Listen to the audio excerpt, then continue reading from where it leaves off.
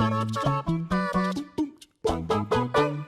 everybody, I hope you're ready to make yourself comfortable in the house of the Wed, as it is Wednesday, which means there is some horrible horror content coming straight to a screen near you, and it's actually on there right now because this is what this series is. So hello, welcome, this is House of the Wed, which is the horror series that you decide what you want to see on. Now, this week I've dug my horrible claw hand into the comments and plucked out one by the lovely Cyborg Charlotte, so thank you very much. And it's about horrible video game decisions that you are responsible for. I am just clearing myself of blame here. It's all you, so you should feel really bad and horrible. Sorry, what are you gonna do? Now, this kind of veers away from straight horror games and into horrible moments in normal video games as well. If that is what you want to see, shaking my fingers. If that is what you want to see, then please let me know in the comments. But if you want pure, mainline, inject the adrenaline, horror, video game, pure content instead, you want just pure horror video games, then let me know that as well, because this is your series. You let me know what you want to see. If you want a bit of everything with a nasty dark twist on it, then that is fine. I'm more than happy to do that. If you want pure horror games and that as the mainline thing we do, then let me know that as well and we'll sort it out. This week though, horrible decisions, really nasty decisions that you caused because you're horrible people. So shall we dive into those then, shall we? Shall we go look at what you've done, what you chose to do, what you managed to conjure up in these poor video games that just wanted to treat you nice and give you nice entertaining time, shall we? Horrible. I'm Ash, this is What Culture Gaming, you are in the House of the Wed, and these are 10 horrifying video game moments you are responsible for. 10. Killing Frank Carlson, Fallout 2. The first, but certainly not the last time the Fallout series will feature on this list, Fallout 2 is a game loaded to the brim with depravity and villainy of the highest order. The first titles in the series really capture the nefariousness of a world where ethics are optional and self-preservation is the #1 priority. And that is seen perfectly in the Fallout 2 mission, where the Chosen One is tasked with assassinating the new California Republic's Vice President, Frank Carlson. Now, you may say that killing in cold blood is pretty par for the course for the Fallout series, and this isn't really that out of the ordinary. And on the surface, you would be correct, but it is the manner in which you are able to kill Carlson that is truly evil. If the player chooses to, they can plant a bomb on Carlson's young son, then instruct him to run towards his father, killing them both. The death of Carlson is one thing, but going through with this method, oof. Hope you like pixelated giblets of child-murdering guilt. 9. No Russian, Modern Warfare 2. One of the most controversial missions in the history of gaming, Call of Duty Modern Warfare 2's No Russian prompted worldwide outrage for its inclusion in the popular franchise. The player takes control of a CIA agent attempting to gain the trust of a Russian terrorist cell by committing mass murder on innocent civilians in a Russian airport. One of the most graphic depictions of realistic terrorism committed by the player in any mainstream title. Mowing down helpless people in No Russian is about as villainous as a player is going to get in any Call of Duty game. Completing the level is entirely optional, as the game has a prompt to avoid the graphic scenes should the player choose to. The player can also just follow their accomplices through the mission without even firing a shot. But just for the fact that you can choose to take part in a massacre against innocents makes No Russian more than worthy of a spot on this list. 8. Golden Butterfly, LA Noire. Rockstar's LA Noire was something of a revolution for the company, serving as the first time a Rockstar-developed game put you on the right side of the law. I mean, think about it. In Red Dead Redemption, you are literally an outlaw, in Bully you commit a range of petty crimes, and Grand Theft Auto kind of speaks for itself. LA Noire sees the player taking control of Detective Cole Phelps, and it's his role in the Golden Butterfly homicide case that really hammers home the horrifying. In this mission, player is tasked with determining the murderer of Deirdre Moller. The evidence seems to suggest that Deirdre's husband Hugo was responsible for the killing, but noted paedophile Eli Rooney is also a person of interest. The player is forced to decide between following the evidence and leaving the deceased daughter an orphan, or charging Rooney, who is likely innocent but unquestionably a danger to society. Either one leaving you with a horrible outcome that is entirely the repercussion of your own choice making. Talk about a rock and a hard place. 7. Ritual Sacrifice, God of War. Kratos has come a long way in the most recent installment of God of War, learning from the ferocious aggression of his past and turning himself into a reflective father. However, the old days are still ripe for revisiting should you stick one of those old discs in. And oh boy, does the fella get up to some sickly stuff. Aside from the whole murder binge angle, there is one moment where the game gives you full agency and responsibility that really gets the guilt flowing, and that is the ritual sacrifice you're complicit in completing to get to the next stages. Having to pull down a pleading soldier in his cage and incinerate him, players were so taken aback by the horrible, compulsory sequence that the human was turned into a zombie for various regions so as to take away some of the questionable ethics involved. If you completed the version which had a poor begging man in though, geez, you really are a monster. 6. Full evil ending. Infamous Second Son.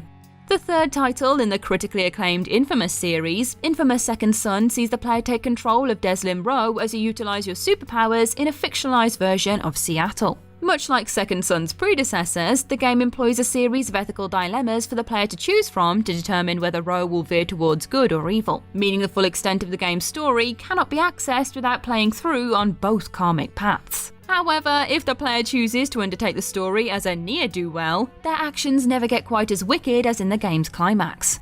After Deslin has used his powers for evil and taken control of the city, Betty, a kind of surrogate mother to the protagonist, confronts him and banishes him from the tribe. Row's heinous crimes aren't done yet though, as after receiving an earful from the Elder, he leaves the building only to perform an orbital drop, killing the innocent woman and eviscerating all around him. That's what you get for making evil choices. An evil, evil scene. Well done, guys. 5. The ending. A Way Out. A Way Out is an action-adventure game that harks back to the good old days of split-screen couch multiplayer, where the biggest decision to be made was who got to use the official controller and who was shackled with the Mad Catz gamepad. The game sees the two players take control of Vincent and Leo, two convicts who meet in prison. The pair escape together and have to stay on the run from the authorities, at least until Chapter 5 when, spoiler alert, the two men turn on one another and have to fight for survival alone. Unfortunately, there is no special ending where all of the playable characters can make it out of the story unscathed, meaning one of the fugitives has to die. In the final part of the game, both players scramble to grab a gun and are forced to kill the other. And not only that, but they then have to inform the other's loved ones about their passing. How does that repeated button mash competition feel now, hey? Not so fun anymore. Look your friend in the eye and see what you've done to them. 4. Boethia Calling. Skyrim.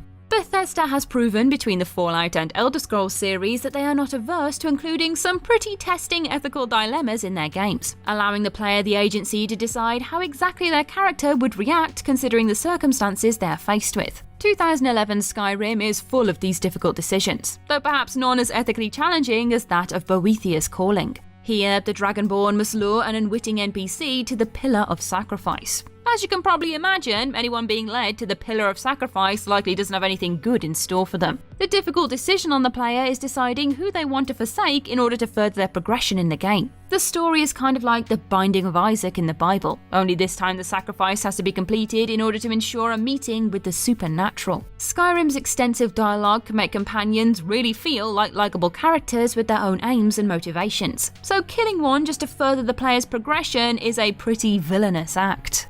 3. Little Sisters. BioShock. One of the most taxing moral quandaries that the player is forced to deal with in gaming is that of the Little Sisters. Little Sisters exist in the lawless land of Rapture, created as the result of the abuse of Adam in a world not constrained by the concept of ethics. Little Sisters were once human children, but have been implanted with sea slugs for the purpose of making the production of the substance more effective. The Little Sisters are accompanied by their technologically enhanced slave masters, Big Daddies. Once the player defeats a Big Daddy, they have to decide whether they should destroy the sea slug and rescue the little girl, or harvest the slug to take all of the precious Adam for themselves. The dilemma is compounded by the fact that it's at odds with conventional gaming logic, which is to always improve your character. Is it morally right to murder children to make yourself stronger? No, but for some, the juice is worth the squeeze.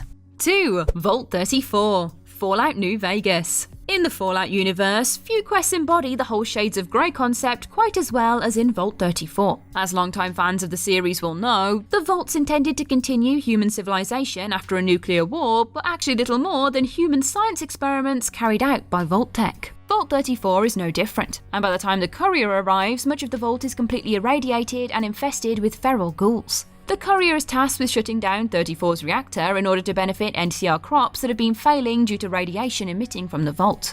However, upon reaching the terminal, the player finds out that some Vault inhabitants are still alive further into the structure, and turning off the reactor will certainly kill them. This leaves the player having to decide between the needs of the many and the few in a video game version of the trolley problem, with suffering guaranteed regardless of what path is taken. Want to be responsible for death or more death? Up to you, player. The horrifying result is all yours. 1. EXP. Undertale. Undertale is an indie game that sees you take control of someone who is attempting to make their way back to Earth after falling into the underground, meeting various monsters on their journey back to normality in a lovely chiptune adventure. So what makes Undertale, a seemingly pretty innocuous game, worthy of a place on this list? Well, that would be because of its EXP. Sounds pretty normal for this type of game, right? But those are not experience points. With gamers generally conditioned into collecting EXP to level up, Undertale flips that on its head by revealing that EXP is an entirely distinct stat referring instead to execution points, subconsciously guiding the player away from the pacifist route and turning you into a murderous horror along the way. You might not realise it, but you are responsible for gathering up execution and heightening the level of violence with every perfectly normal monster battle you come out victorious in. The realisation is a gut punch, to say the least. And that's our list. Thank you for joining me on this week's episode of House of the Wed, and I hope you're very proud of yourself for all of these wretched decisions that you are very much responsible for. I'm not proud of you. I'm not proud of you at all. This is horrible, so don't do it again. Don't forget to like, share, subscribe, sacrifice your firstborn child to the overlords of what culture, and come back again soon for some more lovely horror content every Wednesday, first on the main channel and then over here on gaming straight afterwards. Wednesday at 3, lovely little twofer, a twofer deal. Hope to see you then. Thanks for watching.